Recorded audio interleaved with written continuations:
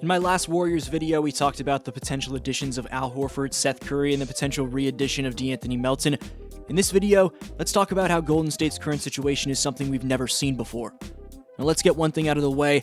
Al Horford is almost 100% going to be a Golden State Warrior, given top Warriors reporter Anthony Slater reported on September 17th that the Warriors plan to sign Horford as their starting center once the Jonathan Kuminga situation was resolved.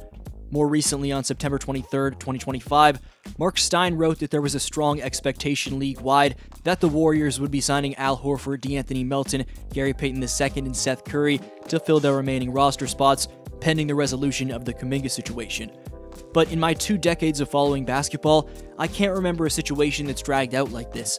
From my perspective, this situation is unprecedented, and if it materializes in the Warriors getting all these free agents, GM Mike Dunleavy should be praised as a genius, because how he's held off these free agents from signing elsewhere while dealing with bludgeoning negotiations with Kuminga has been incredibly impressive. That is, if these rumors come to fruition. But the fact that we're all left in the dust here on a day-to-day basis throughout this weird 2025 offseason speaks volumes about how unusual this situation truly is. When you take a step back and look at Golden State's offseason, it's almost impossible to find another example like it.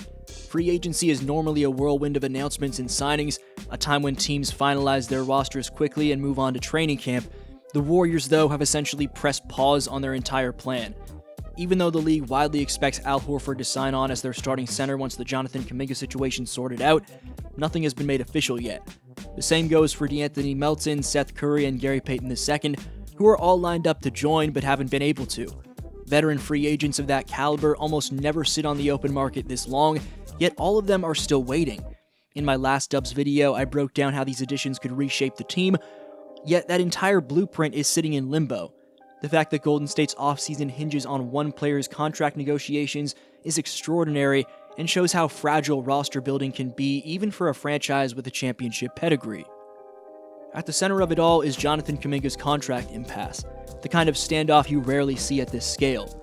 Reports have made it clear that he's turned down multiple offers because he wants more control over the deal, either through a player option or a structure that benefits him long term.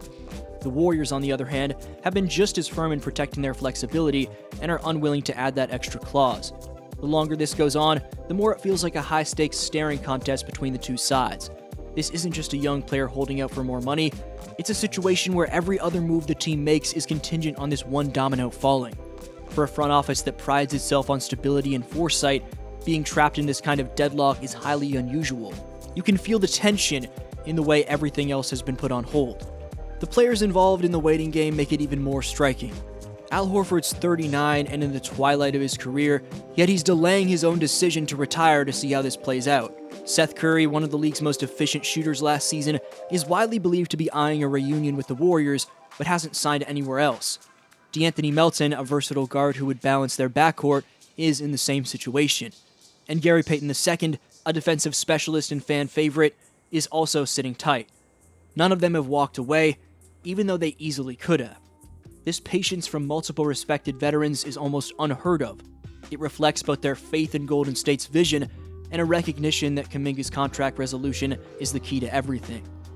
This has been more than just a holdup. It's a calculated gambit by Mike Dunleavy's front office. By keeping every veteran signing unofficial until Kuminga's locked down, they've essentially made their entire roster construction contingent on one negotiation. That allows them to preserve flexibility, play hardball on terms, and still keep their preferred targets in line.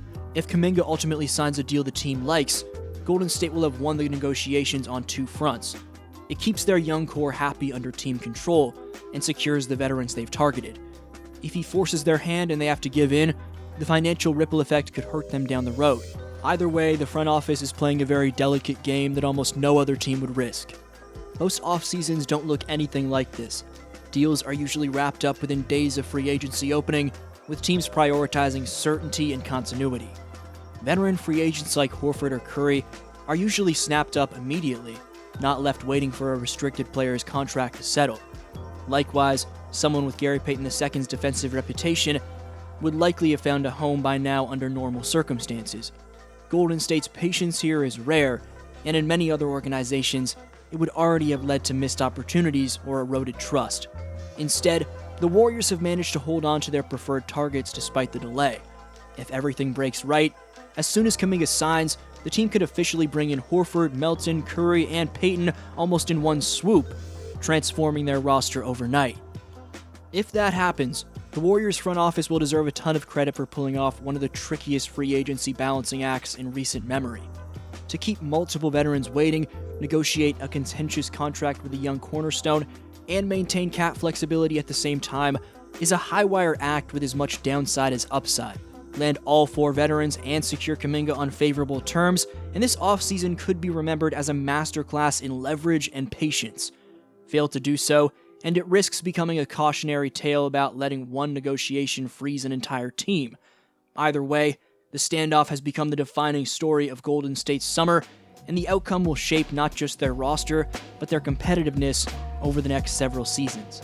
Another wrinkle in this saga is the psychological effect it's had on everyone involved, from the front office to the locker room to the fan base. For the Warriors veterans who are already under contract, it creates a sense of suspense around who will actually be joining them for training camp and preseason. For younger players trying to carve out a role, it means they don't know what kind of competition or mentorship they'll be facing once the roster is finalized. Even the fan base, which has grown used to Golden State's hallmark stability over the past decade, is feeling a mixture of anticipation and anxiety as each day passes without an announcement. In a league where news moves fast and free agents rarely linger on the market, every day that this drags on amplifies the uniqueness of the situation. It's turned what might have been a routine offseason into a soap opera, one with real stakes for the team's competitive window.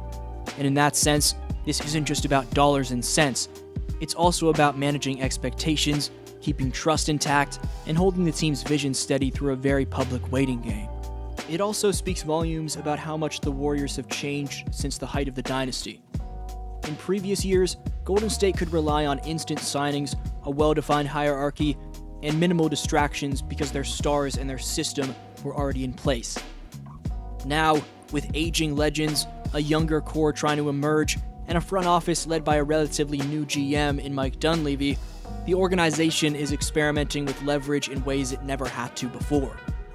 This Kuminga-centered standoff is essentially a stress test of their ability to plan for the future while still winning now. If it works, it could signal a new blueprint for other teams trying to juggle star development with veteran acquisitions under a hard cap. If it fails, it may serve as a reminder that the old rules, secure your roster first, then negotiate, exist for a reason. Either way, it's yet another reason why the Warriors' 2025 offseason feels unlike anything we've ever seen before, from them, any other contender, or from any team in general. This is just insane, folks.